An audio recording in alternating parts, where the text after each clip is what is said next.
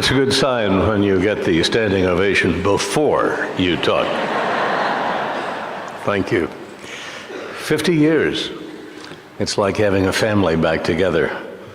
In that time, we've had marriages, babies, grandchildren. We've watched man walk on the moon, 3 wars, lived through a recession, and we've seen inventions that have turned us upside down. Ask the kids if they know what an electric typewriter is. Ask a law student if they've ever heard of researching a case without having a computer do it. When our grandparents rolled their buggies and Model Ts across the plains, 50 years was a good life, with not much left. Today, thanks to the advances of medical science, we're beginning our 3rd career at that age. But this occasion is different.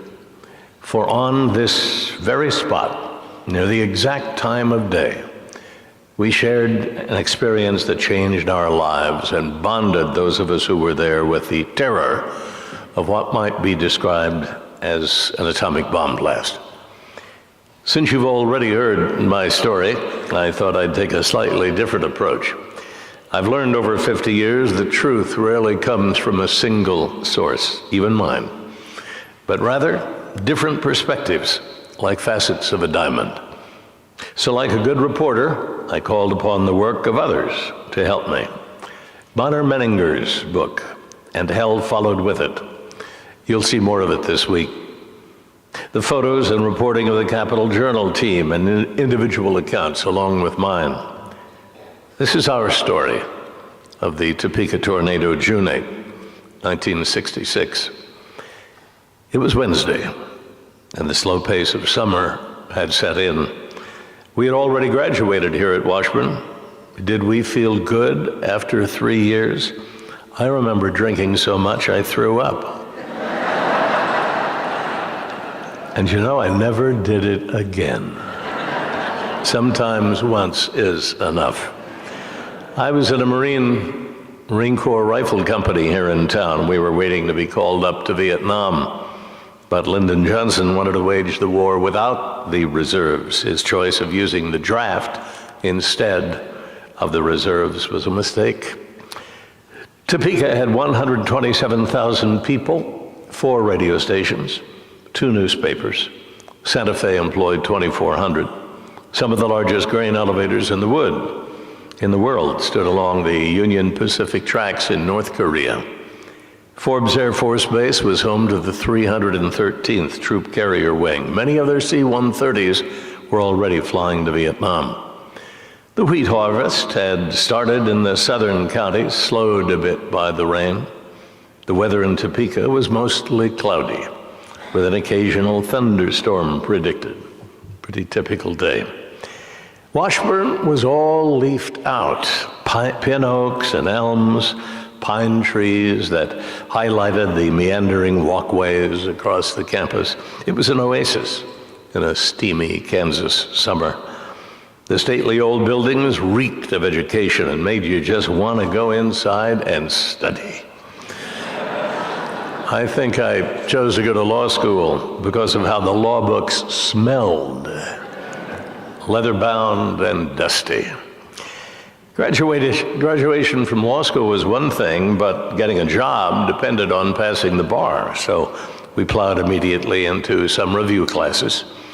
Around 4 o'clock, I was in a tax review class in the basement of the law school, Carnegie Hall, one of the oldest of the original buildings. A beautiful building of memories and tradition, but my mind wasn't on taxes. I was going to fill in on the 6 o'clock news on WIBW. Ask any person that Wednesday late afternoon, and I'll bet no one had a clue about what was coming. Our minds were on the daily routine. But across the state, as is often the case in Kansas, there was a lot happening further west. Overnight, Hayes got 5 inches of rain that produced flash floods. Great Bend got golf ball-sized hail. A low-pressure system carrying warm, tropical air was coming up from Oklahoma across southeast Kansas, and some forecasters thought severe thunderstorms could develop in the northeast. When the atomic bomb was dropped on Hiroshima, no one had a warning. Earthquakes come without warning, avalanches. In 2004, the tsunami that hit Southeast Asia and killed 230,000 people had no warning. Satellites saw it forming, but there was no system to warn people. Ironically, in the little Topeka, Kansas, prior to the most powerful tornado ever to hit the United States, we had a warning system. Part of it was human, part of it was early technology. None of us had rehearsed or worked together. We didn't even know all the working parts, but we knew our individual jobs. And in that unexpected moment when it was needed, the sum of the parts was greater than the whole. And it worked. The man who created it, Chief U.S. Meteorologist Richard Garrett, was at a 2-day conference in Kansas City. His forecaster, P.N. Eland, was in charge. The conditions were heading toward the possibility of a severe thunderstorm. By 11 a.m. June 8th, the U.S. Weather Bureau issued a tornado watch for portions of south central and eastern Kansas. That meant be on the watch for tornadoes. It's the warning we take in, but don't act on. 19-year-old Rick Douglas, who lived his radio job, worked for WREN, an Alf Landon station. He got radio in his blood, still in high school, and started his career at KTOP, where I worked for 6 months while going to KU, hired by Merle Blair, a favorite of Washburn. We were both from Independence. 29-year-old Dave Hathaway, in his 5th year as patrolman, reported for the 3 to 10 shift. He was assigned to a section of southwest Topeka. It was full of suburban homes, quiet neighborhood, should be an easy night. 48-year-old Mary Hatke was walking on Kansas Avenue in the heart of downtown and was aware of the atmosphere. The air was still. No birds were singing, no leaves fluttering. Even the sunlight seemed strange. It just didn't look right. By 3 o'clock, radar operators Paul Odell and Gordon Brokaw were looking for a hook shape on the green screen, the sign of a tornado. The center of the low-pressure system was growing near Junction City. A squall line of thunderstorms developed and started advancing toward Topeka. Temperature was 75 degrees. The air was thick and unstable. VEST, V-E-S-T, the storm spotters organized by the Weather Bureau, had been deployed. Generally, they took a position, monitored the clouds, reported the information, and stayed at their post until the danger had passed, like Britain when the Luftwaffe came across the channel to bomb London. I got to the station around 5 o'clock, checked the script, organized some pictures for the top stories. The Supreme Court handed down the decision that would lead to the Miranda rights.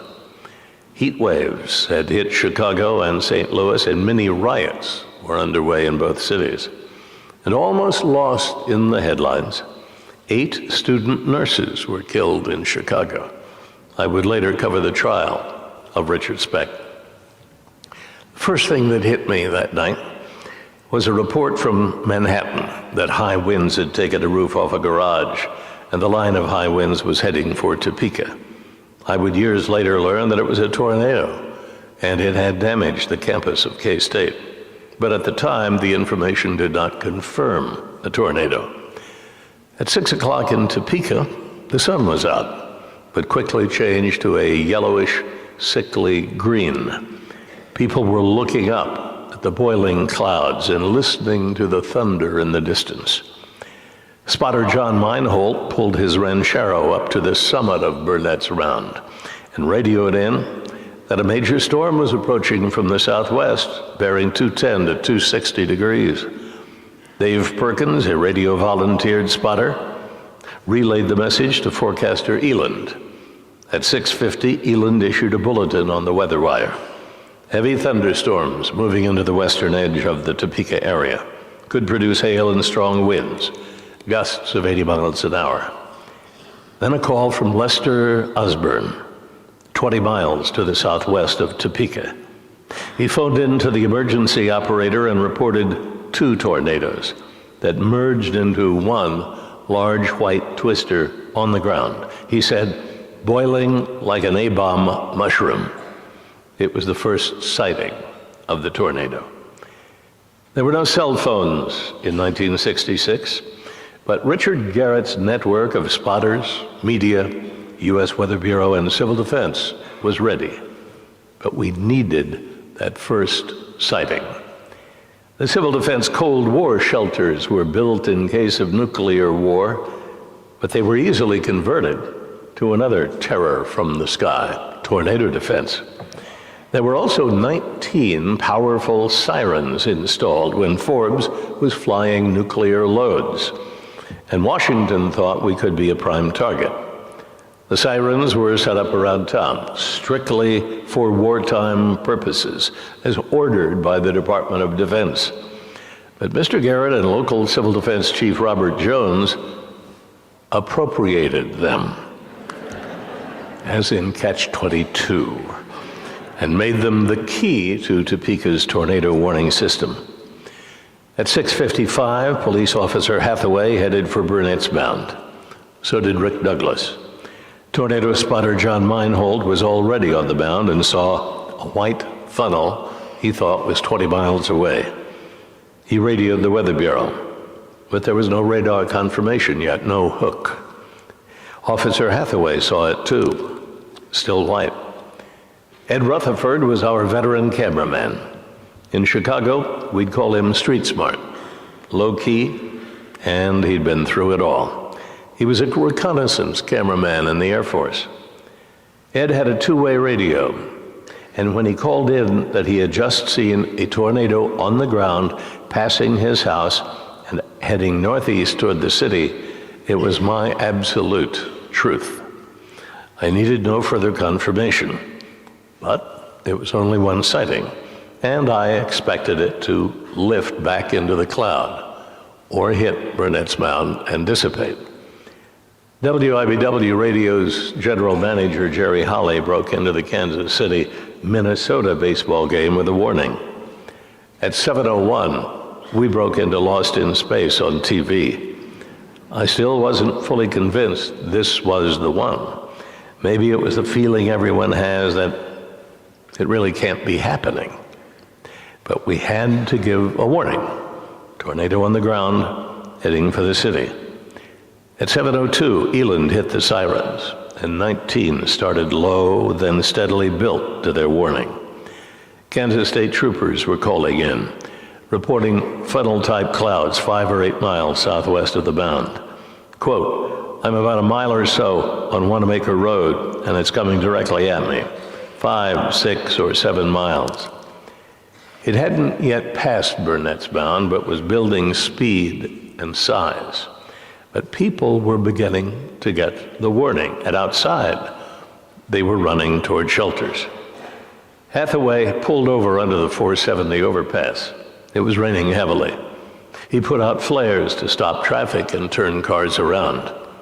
Washburn geology professor Al Stallard watched it from outside his house and estimated it was a half-mile wide, black, churning along the ground, hitting trees and grinding them into the mixer.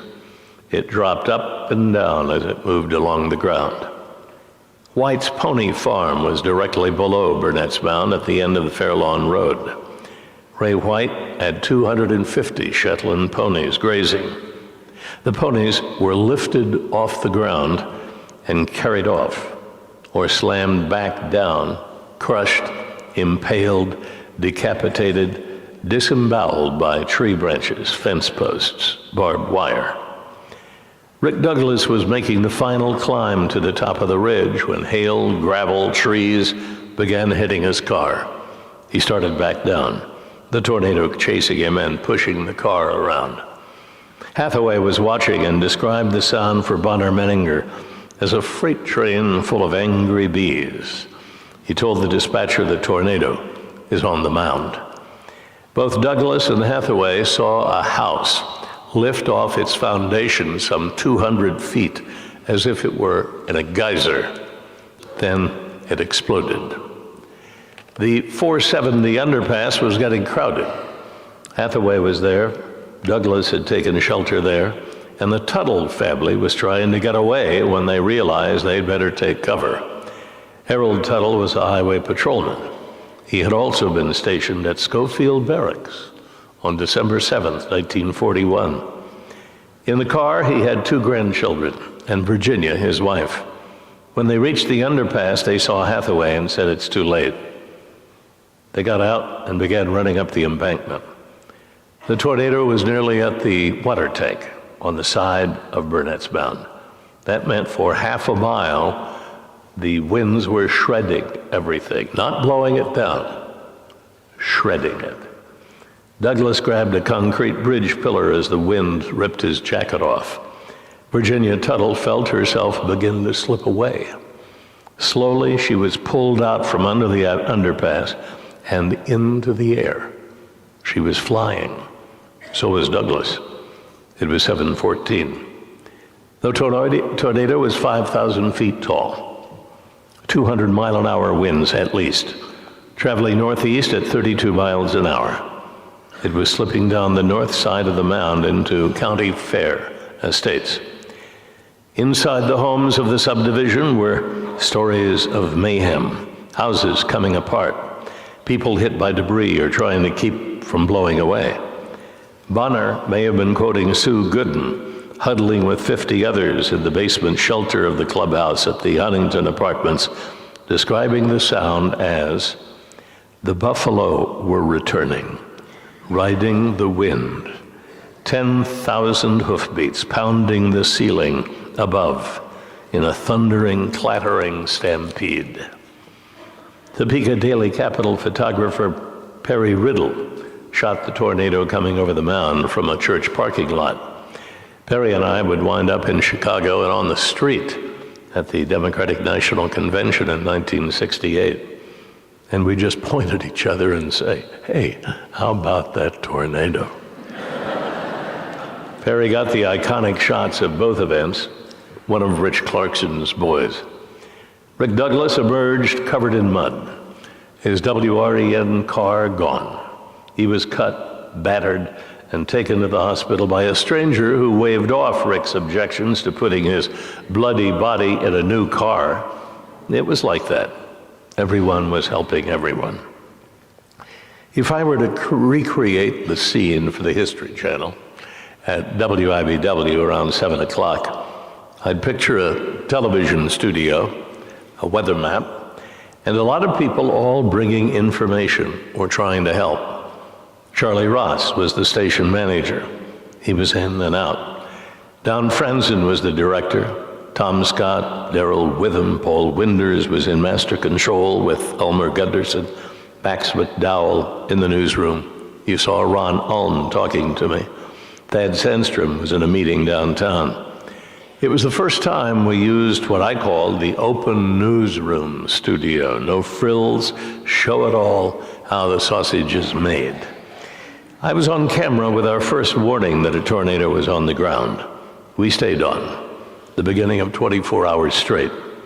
We were waiting for the second confirmed sighting, so we were repeating the warning and adding information as best we could. The exact timing is hazy after 50 years, but I remember going into an anchor mode. It's not as easy as we make it look. It's an extreme focus. There is no script, so you become a kind of computer, having to separate the noise, most of which is unconfirmed, from the facts, then building those facts into a timeline or chronology story. Sometimes you're not only the final filter, but the most accurate too. Citizens' calls and police observers were coming in. One of those things that cut through the noise was a note that Ed Rutherford called in. The embassy at Huntington Apartment has been wiped out. That was it for me. Let's layer in the information. The white tornado spotted by Ed on the countryside of Burnett's Mound was now big enough to wipe out a giant apartment complex on the city side. I mentally drew a line between the two, and you have an arrow that points right into the heart of the capital of Kansas.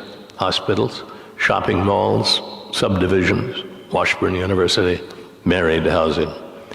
They all appeared to me in a matter of a few seconds. So did the thought of how to break through what we all take for granted, the tornado watch.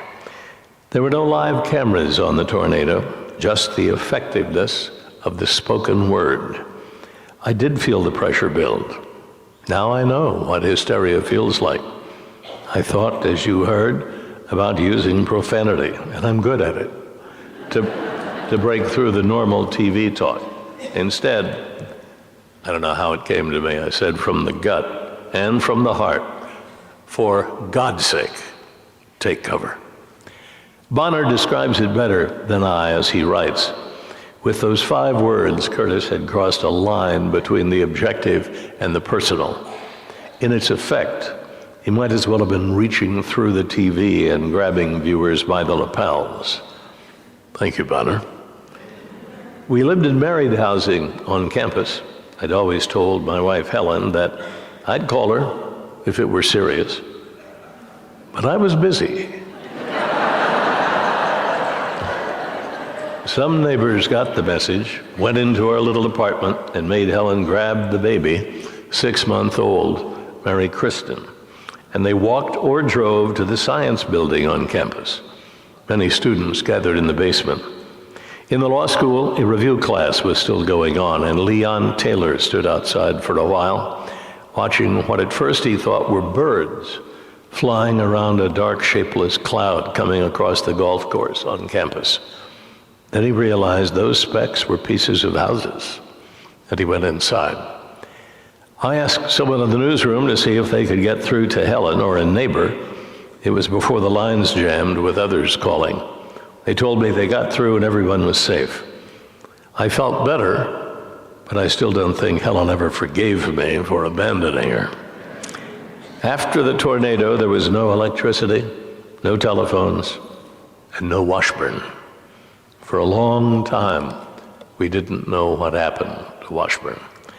Judge Newton Vickers walked into the studio 2 hours after the tornado went through and said with an ashen face, Washburn's gone.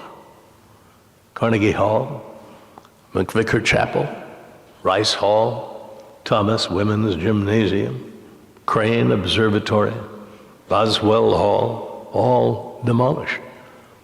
Helen told of coming out of the science basement to a blue sky, the crisp air that follows a storm, a silence that made her think the tornado took her hearing. At any other time, it would have been beautiful, a new world. But the scene didn't say that. Cars were in trees or jammed into the light well of the basement. The trees, yes, the trees, were broken statues, stripped bare of leaves and limbs among the piles of sandstone and splintered roofs and glass, big blocks of debris looking like the discovery of an ancient Greek city. There are 1,000 stories between Burnett's Mound and the time the tornado lifted northeast of town, and thousands more over the 50 years that have passed. They are full of anguish and horror and bravery and hope. We remember you all. In the spirit of looking back, I often think of the man upon whom the immediate responsibility of holding this city together fell. Mayor Chuck Wright. Here, too, we were lucky. He'd been a battlefield surgeon in World War II, a Marine. In an instant, he went from politics to the role of beach master going ashore at Okinawa. There were reports of looting. Police Chief Dana Hummer could handle that. Then there was rescue needed. He sent out emergency calls to neighboring communities. We broadcast them. Then there was handling of volunteers who wanted to help. If we had our heads about us, we could have rebuilt the city right then. And then there were the years of meetings and fundraising. Everything would go through his office, and the rest of his life would be consumed with the Topeka tornado of 1966. He's been thanked tonight, but we should thank him every time we see him. He's 97.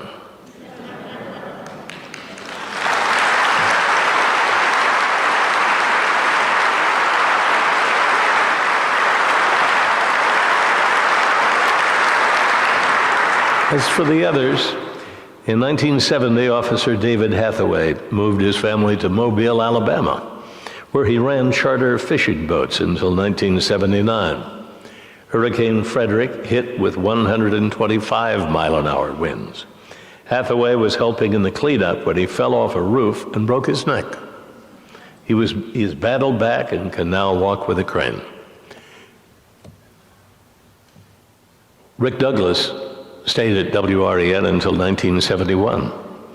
Today, he's no longer in radio. He's an account manager for an advertising firm in Phoenix. For a long time, he picked shards of glass from his skin and scalp. The families who took shelter with him under the underpass all became a model of where not to seek shelter. The underpass squeezes the winds into a smaller area and accelerates the blow. Pull over and find the lowest culvert you can. Dorothy Decker, the woman on Kansas Avenue looking at the sky, picked glass out of her body for years, some pieces 3 inches long. Her broken ankle was problematic, and though not apparently connected to the tornado, she passed away at 56. The little 6-month-old baby, held while her mother, Helen, was sucked up against the elevator shaft in the science building basement. She grew up, went to Boston University, then to San Francisco, and after 18 years, came to Kansas for a 2-week vacation. There was something about being here, something totally unexpected. Maybe something was embedded in her like those pieces of glass, the animals, the big sky, the grass. 5 years later, she manages my ranch, the Red Buffalo, near Sedan, Kansas. And I'd like for her to stand up, the tornado baby.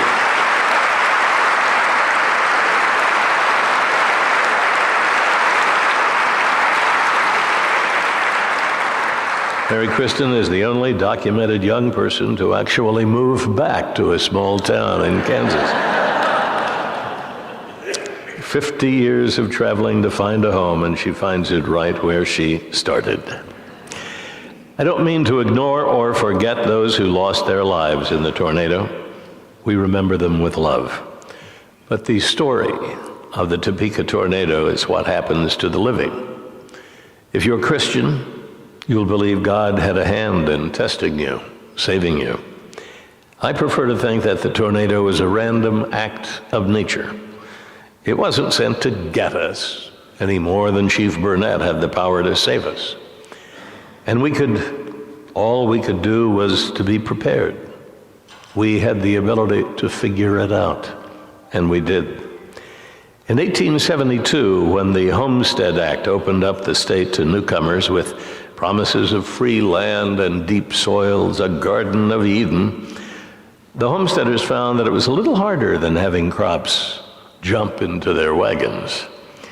They wheeled their wagons and teams of horses across rivers and suffered diseases, hunger, fear to live out here alone for the land.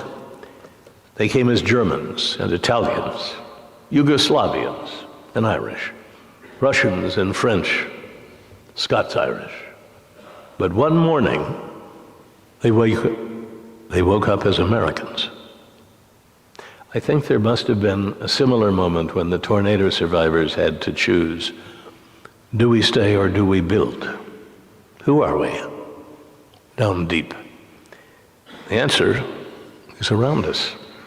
The most beautiful monument to what being a Kansan is reflected in the trees along a meandering path, leading from one beautiful building after another, built by those who stayed and made the hard decisions, raised the money to provide the excellence that Washburn is known for. One life leads to another in an unending chain. Note this: 50 years after the moment that changed your life and mine, you passed the test. And for that, we thank you.